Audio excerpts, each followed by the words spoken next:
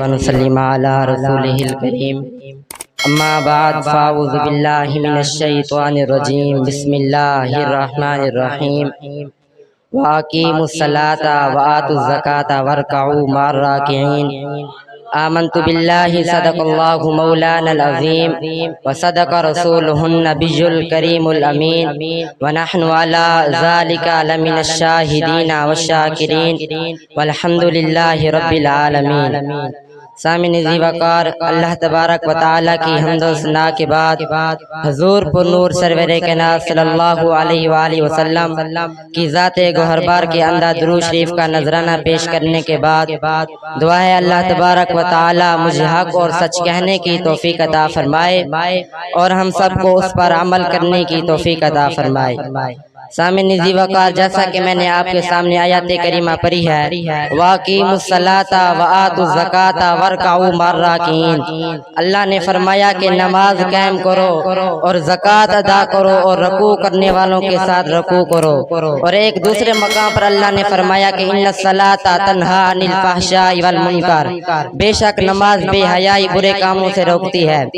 حضرت ابو ذر غفاری رضی اللہ تعالیٰ عنہ سے روایت ہے، آپ فرماتے ہیں کہ خزاں کا موسم تھا، حضور باہر جنگل کے اندر تشریف لے گئے، میں بھی حضور کے ساتھ تھا۔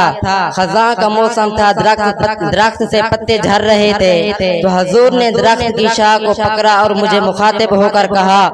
کہ اے ابو ذر غفاری، میں نے عرض کیا لبیک یا رسول اللہ، تو حضور علیہ السلام نے فرمایا اے ابو ذر غفاری، جس طرح اس درخت سے پتے جھڑ رہے ہیں، اسی طرح جب مومن بندہ اللہ تبارک و تعالیٰ کی خوشنودی کی خاطر نماز پڑھتا ہے تو اس کے گناہ بھی ایسے جھڑتے ہیں جس طرح اس درخت سے پتے جھڑ رہے ہیں۔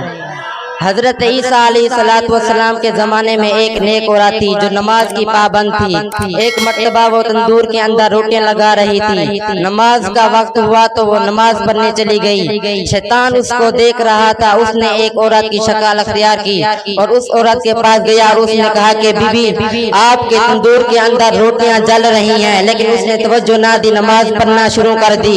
اس کا ایک بچہ تھا جو دودھ پیتا تھا، وہ وہیں پر کھیل رہا تھا، تو شیطان نے اسے پکڑا اور تندور کے اندر ڈال دیا۔